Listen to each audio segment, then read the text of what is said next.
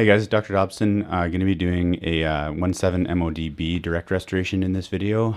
This is a patient that came in for a spec exam saying that they lost a filling in their upper right, no pain or symptoms.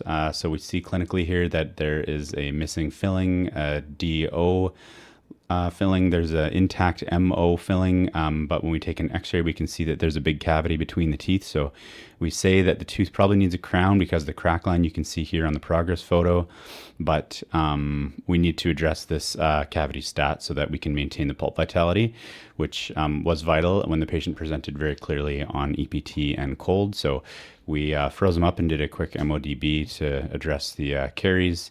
Here's some teaser footage. We're just going to prep the tooth, get the decay out, and then fill it up with Equia Forte. So there's the x-ray again, big cavity, vital tooth, crack.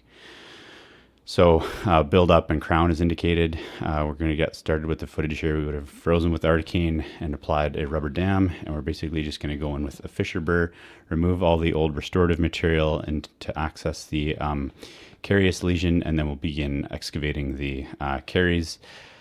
Being mindful in this situation that we don't, there you can start to see the lesion there, being mindful that we don't want to prep too deeply into the nerve, leaving a little bit of affected tissue at the pulpal floor, but ensuring that we have a very sound DEJ. So that's what we're going to do here.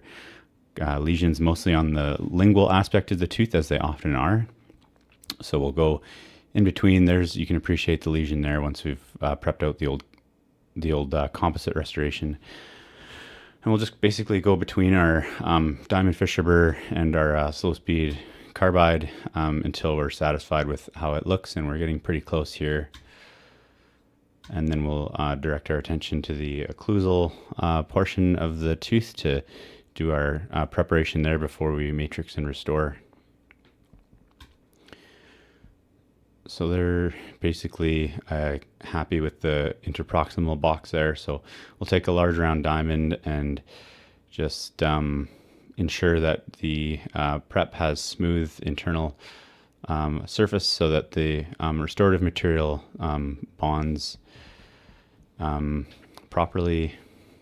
If you have irregular features on the floor of the restoration or of the floor of the pulp, then you might end up with air bubbles, which can cause symptoms and just poor quality bond. So we'll continue using our large round to kind of make a divergent occlusal prep anatomy. And then I forgot to zoom out on this one, but you can see that the DEJ is nice and clean there. A little bit of affected tissue there that's going to be sealed in to prevent the lesion from progressing into the pulp. We're going to go in with a slow speed carbide and see if there's any soft tissue, which there actually is a surprising amount of.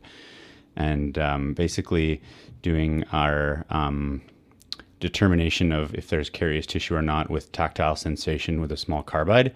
I don't use caries indicating dye just because I feel like I have a good sense of how much pressure needs to be applied with the slow speed carbide until we can tell that there's hard tooth tissue. And then once we're satisfied with the prep, we'll matrix it with a sectional using an extended band to get in between, and then placing a large plastic wedge, placing a separator ring, and then here you can appreciate the final preparation. You can see the crack line there that we're obviously going to say that we need to have some full coverage restoration to reinforce the tooth and prevent the crack from propagating into the pulp. And then we'll etch, rinse dry, and then bulk fill the tooth with Equia Forte, and then pack it in with our moist cotton pellet. Gonna leave it for 5 minutes, tip the patient up, and then we'll return once the material has set. And there it is. Once we come back in 5 minutes or so, we're ready to remove the matrix. And it's really important, especially with large cavities like this, to give a full 5 minutes, sometimes even more, just so that you can confidently remove the sectional and the matrix without worrying about damaging the proximal surface of the restoration or the marginal ridge or disrupting the contact. And then the material reduces really nicely between like the 5 and 10 minute mark with a slow speed carbide.